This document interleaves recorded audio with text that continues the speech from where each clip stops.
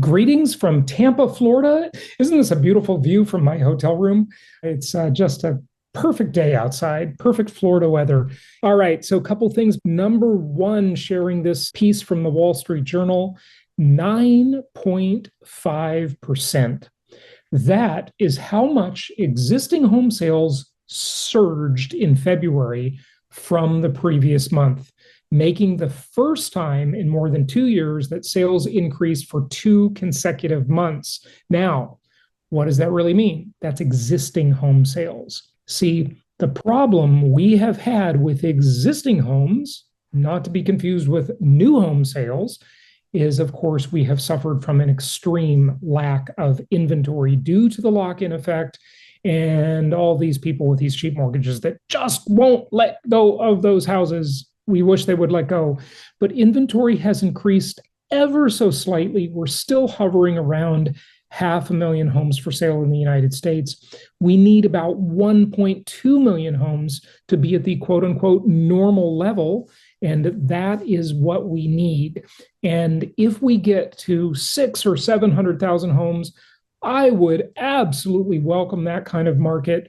We need more inventory because then we can have a more robust market where there's more activity and more existing home sales, not just new home sales. Whereas new home sales are making up some of the largest share of the market ever, as we've reported on before. So this is good news, 9.5% increase in existing home sales. And let's go on to the next piece. Now, you hear me talk about some of this stuff a lot, but I want you to hear it from other people too. And that's why I want to share this short clip from Fox Business with you. And let's just dive into this for just a few moments. Keeping an eye on interest rates. If you are looking to buy a home, you're still under 7% on a 30-year fix. It's backing up a tad, but so far the drill is if you could stay under 7, you'll still keep interest. Jared Guy Randolph is the real estate business and financial expert. And that's Neil Cavuto, Partners. He's the CEO. Jared, that tends to be kind of like a quasi rule of thumb. Keep it under 7, things good. Goes over 7, things not so good. What do you think? Here's what everyone needs to realize. The sky is not falling. If you were to pay 7% today, there's 3 things that can happen for you as a purchaser. In 3 years from now, the interest rates go up to 10%. You won because you're at 7%. They stay at 7%, you're locked in. They go down to 4%, you refi. The key is if you can afford the home, get into the market today. The affordability crisis and the amount of stock that we have in the marketplace is not going to get better at any point in time. Find something you can afford and get into the market today. But being under 7, yeah, that's the key right now, and that's a good number to come in at. What about being under a different number, 6% when it comes to the realtor's cut of the price on a home? Finally agreed. It could get down to 4, it could get down less. But what about that as a factor for potential buyers and sellers? Realtor commissions are not going to have any impact on home values. That's because we have a supply-demand issue. There is more demand than there is for supply. And what they realize with this ruling around the real estate brokerage commissions, it is actually a negative, and it is not going to benefit buyers and sellers because you need a professional to help. Okay, so a couple comments on this. Number one, I really like the way he outlines the different things that you can do, the different options you have if you take a mortgage at today's what we consider to be higher rates. Historically, they're not that high, but we think they're high because compared to what? We're all comparing it to just a few years ago during the COVID era, of course, right? And so they seem very high. He outlined that very well.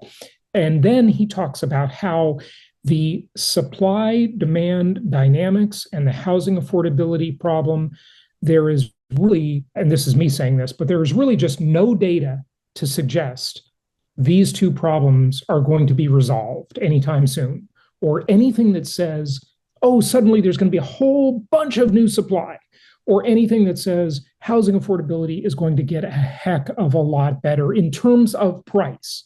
Right? I think he meant that, although he didn't say it exactly. But in terms of price, there is just no data to support this whole crash thesis that we've been hearing about for years, and it still hasn't come. And all the crash bros, they look like complete idiots, right? Now, granted, Someday there will be a correction. There will always be an adjustment. There will always be cycles in the market. But right now, with the dynamics we have, there is just no data to support this idea in anywhere near the near term. But then he talks about overall affordability, right? And so the affordability could increase dramatically if mortgage rates go down. And remember, 1% in mortgage equals about 10% in price, or 10% in price equals about 1% in mortgage rate. Typically, that's a very rough rule of thumb. But if that happens, if we see mortgage rates come down a whole bunch, or even a little bit into this very low inventory market, it's like kindling, it's like tinder for the brush fire of housing prices, right? If you look at it from that comparison, that's what would happen. We would see housing prices rise very, very quickly because they've been rising in this last 2-year period as we've had increasing interest rates. Just imagine how much they'll increase if housing affordability goes up a whole bunch due to lower rates. We will see really big increases in housing prices, not the very respectable price increases we have seen already during these very high rate times. So that's really interesting how he says that. Now he's talking about the realtor commission lawsuit, which we've reported on a lot on the show, this NAR lawsuit. I mean, so many things are going to happen here, and I've discussed it already. But one of the things that is definitely going to happen is that it is going to become much more difficult to shop for a house and to buy a house. Why is that? Well, because all of the data is about to become much less perfect than it has been. Imagine if you're in the stock market and you want to go buy stock in Exxon, okay? And suddenly you can't just go to one broker and have access to the stock exchange where all these shares are traded, right? What if you had to go to several different stock exchanges? Kind of the way you do in cryptocurrency, really, if you think about it, although those prices are a fairly perfect market. The price is not exactly the same on every exchange, of course, but the Exxon stock price is the same exact price, no matter which brokerage house you go to, because you're buying it from one exchange. And that's kind of similar to the way it works with the multiple listing service. But now that all is about to become very fragmented and very siloed. And again, this is my prediction as to how it's all going to turn out. I mean, there's a lot more to it than this, but this is just part of it. So it is going to become increasingly difficult to shop for a home. It's already hard enough because affordability is so difficult. But imagine now, it's not like you can just go to any realtor anymore. You have to go to this realtor for the properties they have, and then you're going to have to go to another real estate company for the properties they have and the properties they have. Absolute chaos is coming to the real estate market, folks. And what this is going to mean is it's another barrier to buying a house. And that's going to mean that we're going to see upward pressure on rental rates because a lot of people are just going to be lazy about it. It's hard enough to buy a house with a multiple listing service, even if you can afford a house, because just shopping for a house is a big, giant task. It is about to get a lot more difficult. And unless the lenders make a huge adjustment to pay the buyer agent commissions as part of their loan process, which I predict that they will. Okay, that's one of my predictions. I predict the way mortgage financing is going to be done, even in the agency loans, the Fannie Mae, Freddie Mac loans, that's about to change, where they're going to make some kind of accommodation to be able to pay a buyer's agent because of this giant NAR lawsuit and the subsequent settlement. So things are going to get really weird here, folks. I mean, it's going to get difficult to shop for a house. It's going to be very difficult for several years. There are just massive changes coming to the way real estate is sold in this country. It's going to make for a much less perfect market. And what do I mean by perfect? I mean the price being set by an exchange. There's a spectrum, right, of very fragmented markets where everything's just totally imperfect. Nobody knows what the price of anything is. There's no data transparency. There's no MLS. There's no Zillow. There's just nobody knows. Okay, there's that. And then on the other end of the spectrum, I'd say one of the most perfect markets is the stock market. Now, I don't think the stock market is good. I think it's a complete scam. But in terms of perfect, if the stock is selling at $100 a share, it's $100 a share, period, end of discussion. That's the price. And tomorrow, if it's $90 or 110, that's the price then. That's a perfect market, right? And there's very little room for opportunity in a very perfect market because the price is the price. There's no discussing it, okay? And real estate has always been this kind of middle of the spectrum asset class because every house is different. It's not exactly perfect, but you did have this exchange, the multiple listing service, which almost everybody participated in. And that really helped you get pretty good data. But now it's going to become just chaos. That's what's coming, folks. I'll keep reporting on it as time goes on. There's a lot more to it than that, but that's some of it. Let's keep listening. There is more demand than there is for supply. And what they realize with this ruling around the real estate brokerage commissions, it is actually a negative and it is not going to benefit buyers and sellers because you need a professional to help you navigate the circus. Yeah, but you don't need them. You don't out. need them at 6%, right? Isn't that the That's message true. here? But So there's going to be more wheeling and dealing, right?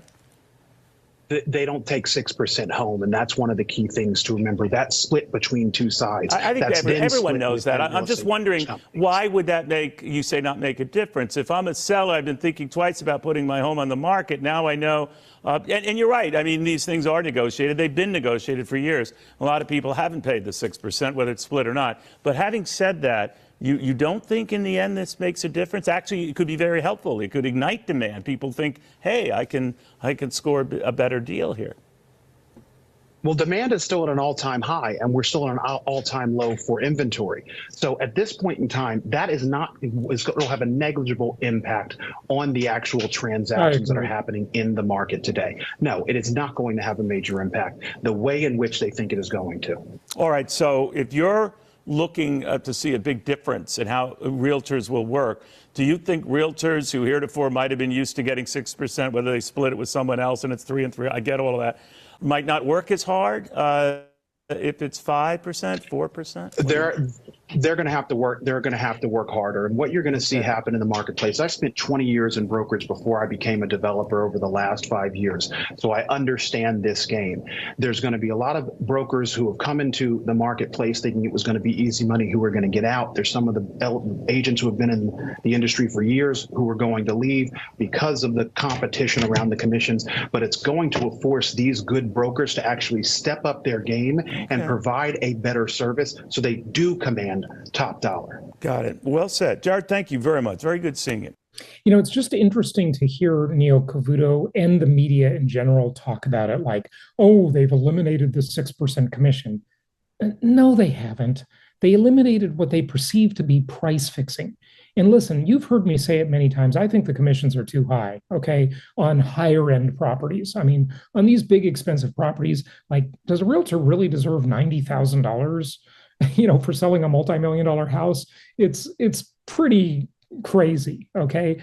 So I'm not arguing that point. I think those commissions are too high, okay? But I also think that's because the agents have to focus so much resources on marketing that, they only have to do that because there's just way too many agents, right? So, this problem is complex, but the media is so misreporting on this. They just don't understand the way it works, which I guess is true in every industry and everything. The media, it's not their full-time job. They're not in the industry. They don't get it, or they just intentionally are misleading the public because even like Neil Cavuto's comments there, they're just so sophomoric, right? And I don't mean anything against him. I think he's a great journalist, but he just doesn't understand. Okay. So that's that.